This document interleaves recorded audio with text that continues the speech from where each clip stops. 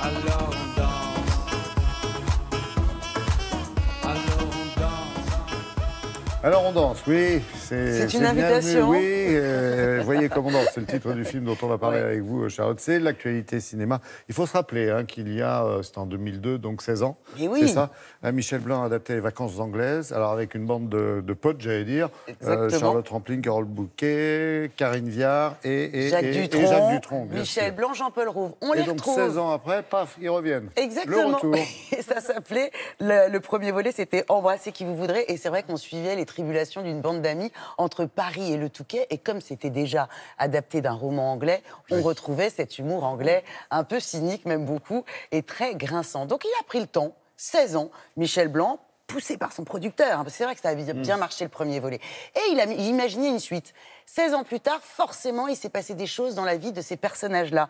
Et on va suivre, là encore, leurs aventures sentimentales, sociales et familiales. C'est moins cynique que le premier volet. Cette fois-ci, c'était une création, c'est pas une adaptation. D'accord. Mais c'est tendrement mordant, c'est-à-dire qu'on rit en grinçant. Alors, ce qui est réussi dans ce film, d'abord, c'est l'écriture et les dialogues de Michel Blanc, qui est à peu près à tous les postes ici. Il joue pas aussi? Il joue, vous vous souvenez, alors dans le premier volet, il joue un mari maladif. Donc là, il revient, je vais pas vous dire comment. Bon. Je suis sûr que c'est Lex. Je suis sûr que c'est un C'est Lex. Lex, exactement. Michel Blanc ici qui réalise, qui scénarise, qui a écrit les dialogues et qui joue dans le film. Et puis, l'autre point fort, ce sont les personnages. Alors, Charlotte Rampling, qu'on retrouve dans le premier volet, elle, c'était une riche aristocrate qui n'avait jamais travaillé. 16 ans plus tard, son mari, Jacques Dutronc, a des démêlés avec la justice, il est en garde à vue, et là, elle va devoir travailler. On retrouve Karine Viard. Est-ce qu'on peut dire qu'on adore Karine Viard? Karine Viard, dans le premier volet, qui avait du mal à joindre les deux bouts financièrement avec son mari Podalides, Denis Podalides. Dans le deuxième volet, ça arrive, le mari s'est barré, elle est au bord de la faillite, et sa fille de 18 ans lui annonce qu'elle est enceinte.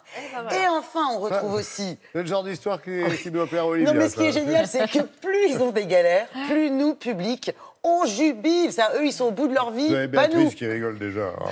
Voilà. Oui, j'attends de voir. Et alors, Oui, Carole Bouquet, en 16 ans, elle a quitté son mari jaloux, maladif, Michel Blanc, pour se marier, j'allais dire, avec un autre tocard. Oui, parce que c'est un tocard, Jean-Paul Rouve, dans le film. Donc voilà, ce que je vous Et dis, c'est que toc. ces personnages-là s'enlisent. Et nous, on rit beaucoup. Franchement, c'est vraiment bien fait. Alors, on a rencontré Charlotte Rampling, l'aristocrate du film, et Michel Blanc. Charlotte, Michel, bonjour. Merci d'être avec nous de bon matin. Bertrand est en garde à vue. Qu'est-ce qu'il a fait? Aucune idée. Tu risques gros? S'il trouve tout, ça peut être contrariant. Charlotte, votre couple, qu'on retrouve avec beaucoup de plaisir avec Jacques Dutronc, est-ce qu'on pourrait dire c'est je t'aime moi non plus? Parce qu'ils s'aiment sur la longueur, c'est un beau couple. Et c'est bien de montrer ça, parce que je pense qu'il y a beaucoup de couples dans la vie que s'ils se sont pas séparés trop tôt, parce qu'il y a des jeunes couples qui se séparent très tôt, mais s'ils allaient continuer justement encore un bout de chemin, ils auront réalisé que malgré tout et malgré toutes les différences, il y a des choses dans le temps qui nous lient et ça vaut le coup de continuer. On rit beaucoup, c'est une comédie, et on rit aussi, il y a beaucoup de cynisme. Ah non, il y a plus de cynisme dans Embrasser.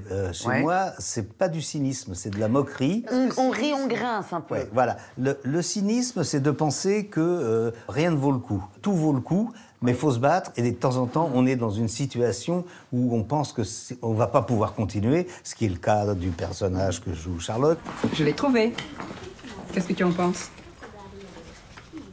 Je suis sous le charme. Tu vois, c'est chic et simple. Charlotte, est-ce que vous avez eu des influences particulières en tête pour l'incarner? Parce qu'en fait, quand on la voit, elle a quand même ce chic qui vous caractérise aussi. On joue avec ce qu'on a. Je ne suis pas nécessairement chic là, mais je peux jouer chic parce que j'ai une forme Avoir le d'élégance. chic, ouais. Donc je peux jouer chic aussi. Ouais.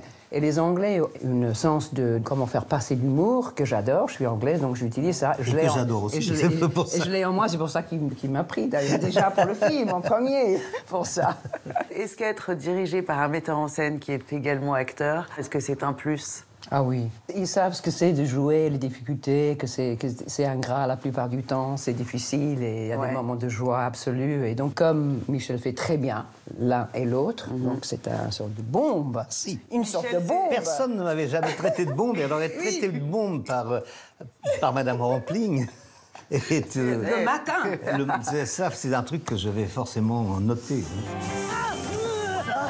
C'est pas vrai, ils vont pas remettre ça. Faudrait peut-être porter plainte. Non, c'est pas la peine, c'est mon ex-mari, c'est moi qui l'ai gazé. J'adore qu'on me dirige, Et j'adore être metteur en scène. Et c'est toujours un moment, pour moi, un peu douloureux et même un peu emmerdant d'être mon propre metteur en scène.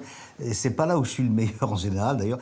Mais là, comme je voulais que ce clin d'œil au personnage du 1, et puis pour ne rien vous cacher, les producteurs m'ont dit ah non, faut que vous soyez, d'une manière ou d'une autre, faut que vous soyez dans le...